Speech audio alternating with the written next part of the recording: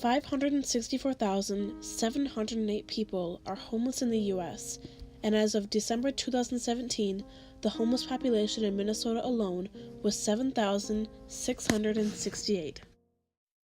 Homelessness is a continuing issue. It deserves our attention. Homeless shelters everywhere are housing and helping those in need. Sharing and Caring Hands provides services for whatever needs need to be met. They rely only on donations, with no financial help from federal or state or United Way. I spoke with Mary Jo Copeland, founder of Sharing and Caring Hands and Mary's Place.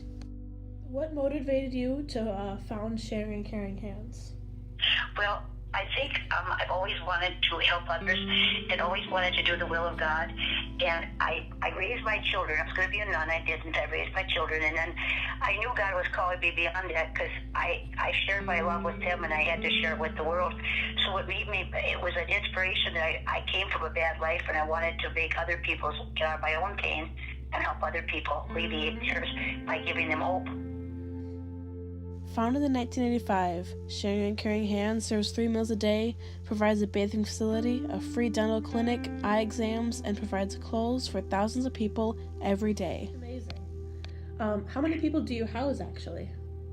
There's 100 units over there. There's about 450 children with about 250 adults with the children. So there's quite a bit. We have a teen center, a children's center, tutor rooms. It's really unbelievable. It really is. People are all given hope. They come pretty broken, A lot lose jobs, different things brought them here. But I always tell them, don't be sad, be glad. You got a chance to start your life over and make positive decisions. Don't let yesterday take too much of today. And they don't. That's awesome. All right. What are your expectations for the people you house? I just want them to leave with the peace that they probably never had. To learn structure, to learn when they get up in time, how to clean their room. A lot of things that they've never learned because they've had different issues in their lives that have never, ever stopped to look at what they can do. And my dream is that when they walk out, that they find peace and they found the hope that only God can give them in His Blessed Mother. I named it after Mary's Place because I have great devotion to the Blessed Mother. If she hadn't said yes, God wouldn't be born. So I always hope they find that peace with God and His Mother Mary.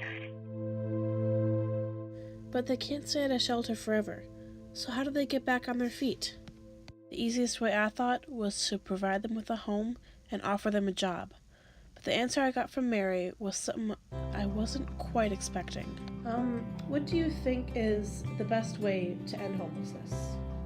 One of the things that people ask me that, I don't think you're ever going to end it. I think that the poor will always be amongst us, but I think one of the ways that we can do that is be able in our own church, our own community, to reach out to people before they get to that point. People are living in our communities today that are having a really hard time, and the church nobody helps them, so they end up homeless. There's also another thing. There's a lot of things that bring people homeless. It's just there's the addictions that people fight, the mental illness that people fight, the bad credit, bad relationships, but all that has got to be handled through places like what we got here, and people throughout their churches, and their people can all help people and be able to encourage them. But I think that homelessness will never really end. No, I don't. But I do believe people will be given hope. I think that the world will come to know that right away we say we can't make a difference. Yes, we can. Yes, we always talk about ending homelessness. No, the poor will always be here, always be with us. But we could end the lack of hope in people. We could give them the hope to go on to a better life. Wherever we are, we can make a difference in the lives of those we meet. And that can make a whole difference. A smile, a kindness, how are you today? What can I do for you? All those things. I was walking down the street one day, honey, and a girl was crying. And I put my arm around her and said, what's wrong? There's big crowds of people. She says, you did it. All I did is smile at her and tell her I love her. Period. I don't even know the girl. Hundreds of people walking up and down the street. Those kinds of things can end homelessness, truly. So I wasn't expecting to hear her say that she thinks that homelessness could never end. But I think she has a really inspiring thing to say. The kindness and compassion is truly what's going to end most of today's problems. Let's all try to be like Mary Jo. Say hi to someone on the street. Let's volunteer where we can and donate.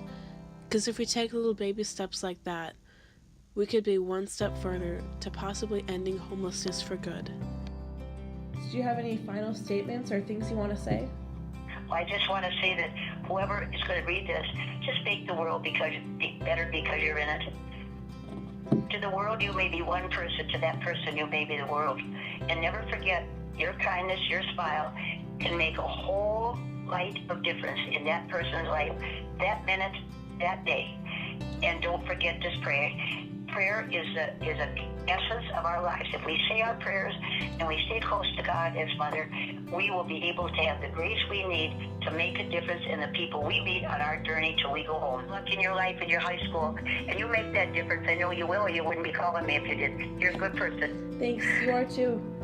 God bless you, honey. Talk to you soon.